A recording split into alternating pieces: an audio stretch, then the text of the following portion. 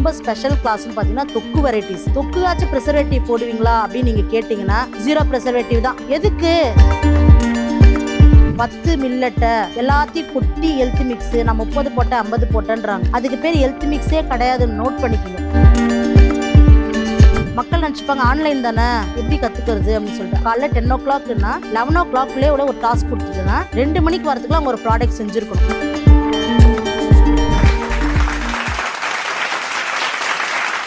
என்னுடைய கிளாஸ் ரொம்ப ஸ்பெஷல் கிளாஸ்னு பார்த்தீங்கன்னா தொக்கு வெரைட்டிஸ்.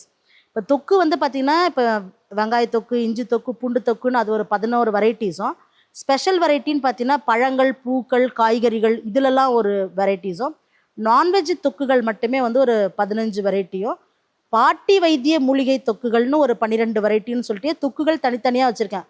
சரிங்கம்மா எல்லாம் கரெக்டு தான், தொக்குகாச்சும் ப்ரிசர்வேட்டிவ் போடுவீங்களா அப்படின்னு நீங்கள் கேட்டிங்கன்னா 0 ப்ரிசர்வேட்டிவ் தான்.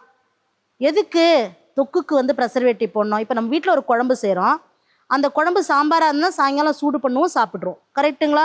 இதுவே வந்து ஒரு புளிக்குழம்பு வைக்கிறீங்க, நல்லா இருக்கும், 3ஆவது நாள் சாப்பிட்லாம். ஒரு மீன் குழம்பு ஃப்ரிட்ஜில் எடுத்து நீங்கள் டப்பா போட்டு ஃப்ரீசரில் வச்சிங்கன்னா 1 வாரம் கழிச்சும் எடுத்து சாப்பிட்லாம், ஒன்றும் பண்ணாது. ஆனால் வெளியில் வச்சுருந்தீங்கன்னா 2 நாள் காலியாகிடும், அவ்வளோதானே? அப்படி தான் உணவு அப்படிங்கிறது. அதில் நீங்கள் ஒரு ப்ரிசர்வேட்டிவ் போட்டிங்கன்னா 1 மாதம் வச்சுக்கலாம், 1 மாதம் வச்சுக்கலாம், ஓகே 6 மாதம் வச்சுக்கலாம். அப்படின்னா அது எப்படி உணவாக இருக்க முடியுன்றதான் என்னோட கேள்வி. நாம் ஏன் பணம் கொடுத்து நஞ்சை வாங்கிக்கணும்? நம்ம வந்து ஆரோக்கியமாக வாழறதுக்காக தான் இந்த உலகத்தில் சம்பாதிக்கிறோமே. இப்போ ஆரோக்கியமாக வாழணும், ஆரோக்கியத்தை மற்றவங்களுக்கு கொடுக்கணும்னு வரும்பொழுது 0 ப்ரிசர்வேட்டிவ் தொக்குகள் தயாரிக்கிறோம். நல்லா பர்ஃபெக்டாக அதை சொல்லி கொடுக்கும் பொழுது 30 நாளிலிருந்து 45 நாள் வரைக்கும் தொக்குகள் கெடலை. ஏன்னா இயற்கையாகவே கடுகு, வெந்தயம், சரிங்களா, புளி, உப்பு மற்றும் வெறும் தனி மிளகாய் இதுங்களுக்கெல்லாம் வந்து ஒரு பொருளை பாதுகாக்கிற தன்மை இருக்குது. குறிப்பாக நல்லெண்ணெய்க்கு ஒரு பொருளை கெட்டு போகாமல் பாதுகாக்கிற குணம் இருக்குது. இது எவ்வளோ ப்ரப்போர்ஷன்ஸில் நம்ம போடுறோம் அப்படிங்கிறது தான் அங்கே கணக்கே.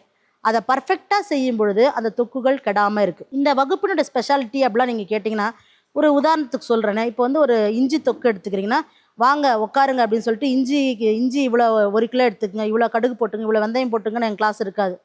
அந்த இஞ்சி அப்படின்னா இஞ்சிக்கு வந்து முதல்ல நீங்கள் தெரிஞ்சுக்கணும். இப்போ இஞ்சி அப்படின்னா அது வந்து காலை உணவு, அதிகபட்சம் மதிய உணவு தான்.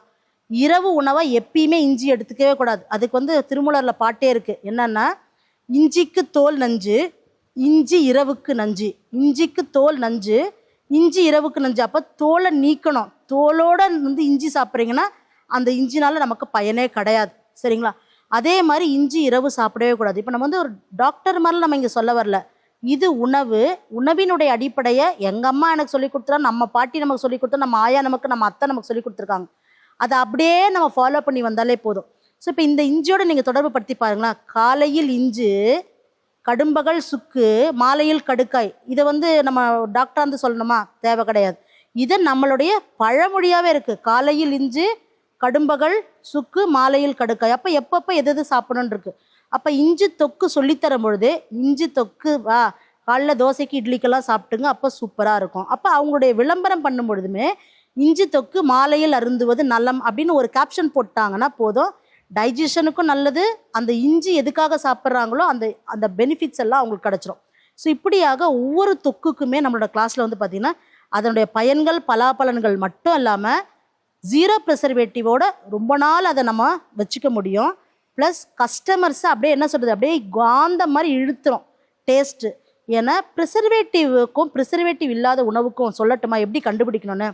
நீங்கள் வந்து ஒரு ப்ரிசர்வேட்டிவ் உள்ள ஒரு தொக்கு வாங்குறீங்கன்னா நீங்கள் எடுத்து சாப்பிடும் பொழுது அதில் வந்து ஒரு வகையான மெட்டல் ஸ்மெல் வரும், நீங்கள் கண்டுபிடிக்கணும். மெட்டல் ஸ்மெல் வரும். அடுத்தது வந்து ஒரு சோப்பி அப்படின்வோம், ஒரு சோப்பு அப்படி இருக்க நுரை அந்த மாதிரி ஒரு ஸ்மெல் உங்களுக்கு வரும். அப்படி இருந்ததுன்னா அது ப்ரிசர்வேட்டிவ் உள்ள உணவு. இல்லை எனக்கு மூக்கு சரியில்லை, இல்லை என்னால் இதெல்லாம் கண்டுபிடிக்க முடியல அப்படின்னா வீட்டில் காரமான ஒரு உணவு சாப்பிட்டா கூட மறுநாள் வந்து மலம் கழிக்கும் போது அவங்களுக்கு அவ்வளோ அளவு எரிச்சல் இருக்காது. ஆனால் ப்ரிசர்வேட்டிவ் உள்ள உணவு அல்லது வெளியில் ஹோட்டல்லாம் சாப்பிட்டுட்டு வந்தபோது அவங்களுக்கு வந்து பார்த்திங்கன்னா மறுநாள் நிம்மதியாகவே மலமே கழிக்க முடியாது. ஸோ அந்த மாதிரி நமக்கு தெரிஞ்சாலே அந்த பர்டிகுலர் ப்ராடக்ட் வந்து ரொம்ப ப்ரிசர்வேட்டிவ் போட்டிருக்கான் அப்படின்னு சொல்லிட்டு பணத்தை கொடுத்து நோயை வாங்கிக்க கூடாதுன்னு மக்கள் முதல்ல உஷாராயிடணும். ஸோ நம்மளோட நோக்கம் என்ன? நல்ல தயாரிப்புகள், அந்த நல்ல தயாரிப்புகளை மக்கள்கிட்ட கொண்டு போய் சேர்க்குறது. ஸோ இது மட்டும் இல்லாமல் நம்மக்கிட்ட வந்து பார்த்திங்கன்னா சிலர் வந்து பார்த்திங்கன்னா எங்களுக்கு பலகாரங்கள்லாம் தான் வேணும், சரிங்களா, அப்போ ஸ்நாக்ஸ் அண்ட் ஸ்வீட்ஸ் வெரைட்டிஸ் தான் வேணும்னா நம்ம அதுவும் நிறைய கிளாஸஸ் வந்து நடத்துகிறோம். லட்டு மட்டுமே பார்த்திங்கன்னா 50 வெரைட்டி ஆஃப் லட்டு வந்து சொல்லித்தரேன்.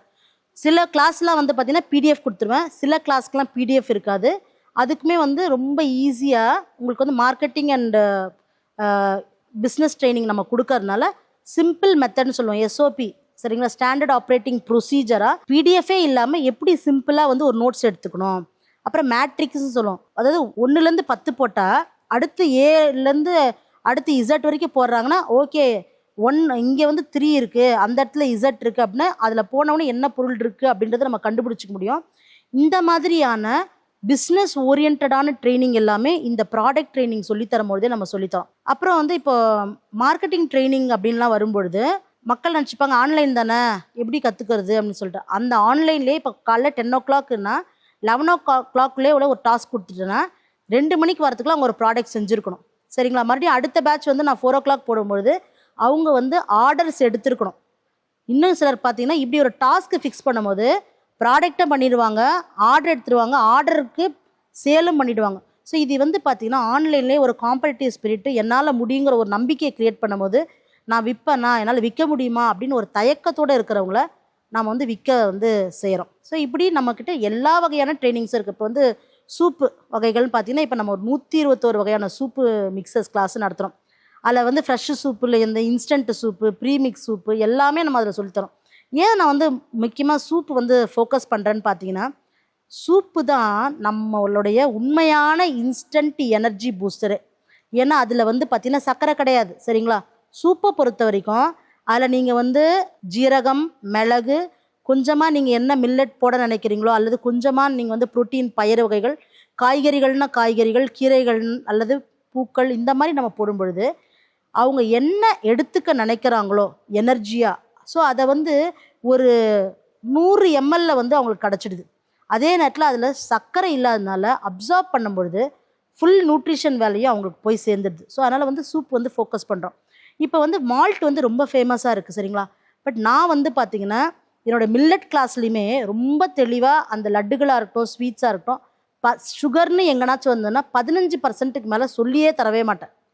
அப்படி ஏன் அப்படி 15% என்ன சொல்ல வரீங்கன்னு பார்த்தீங்கன்னா, இப்போ வந்து 1 கிலோ என்பது 1000 கிராம். அப்போ 1000 கிராம் அப்படின்னா 15% என்பது 150 கிராம். அப்போ 1000 கிராமில் 150 கிராம் சுகர் நீங்கள் போட்டால் மட்டும்தான் அது வந்து சரியான அளவு சுகரு. நம்ம சாப்பிடக்கூடிய அந்த மில்லட்டாக இருக்கட்டும் அல்லது ட்ரெடிஷ்னல் ரைட்டாக இருக்கட்டும் அல்லது ட்ரெடிஷ்னல் ரைஸாக இருக்கட்டும் அது நம்மளால் கன்சம்ஷன் பண்ண முடியும். அந்த ட்ரெடிஷ்னல் ரைஸில் இருக்கக்கூடிய என்ன நம்ம சொல்கிறோம், இப்போ கருப்பு கவுனி சாப்பிட்டா உடல் எடை குறையும் அப்படின்னு சொல்கிறோன்னா அதை பர்ஃபெக்டாக வேலை பார்க்கும்.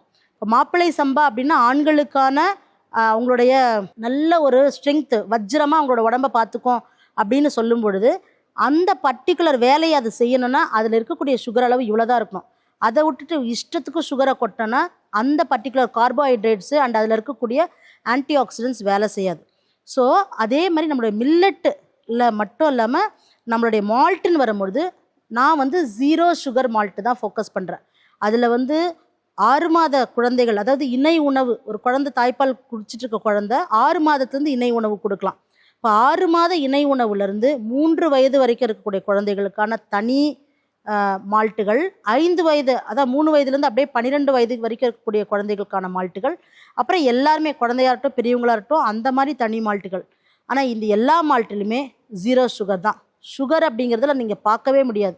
ஸோ அப்போ எப்படின்னு பார்த்தீங்கன்னா அது ஒரிஜினலாக நீங்கள் மால்ட்டு பவுடரு, ஸோ அந்த மால்ட்டு பவுடரை நீங்கள் பாலில் கலந்து குடிக்கலாம்.